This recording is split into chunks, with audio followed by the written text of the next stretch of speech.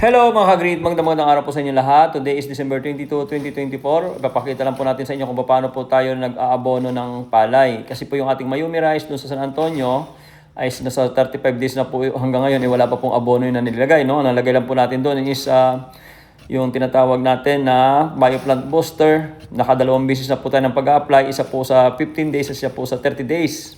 Pero ito po siya, berdeng-berde pa din. At masuhi na din po ang ating Mayumi Super Rice doon sa San Antonio, Quezon. 35 days, basa-basa ang lupa, mag-aabono tayo ng Everlast. Para pagdating na nagbuntis siya, ay preparado na po ang ating palay. So, ang video po na ito is nakatutok po kung paano po tayo nag-aabono ng palay. Pure organic fertilization method, ipot ng manok na niluto natin sa bioenzyme. Ito na po yung resulta niyan.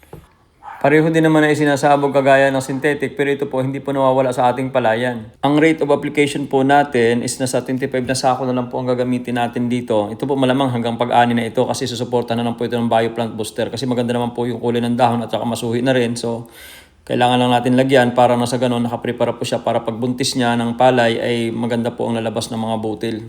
Ang protocol is 2 bioenzyme sa land preparation during basag. Tapos ang bioplant booster po is 2 hanggang 3 hanggang sa mag-ani na po yun. Then, lalagyan po natin ng 25 o 25 sako ng Everlast Organic Fertilizer. Then that's it.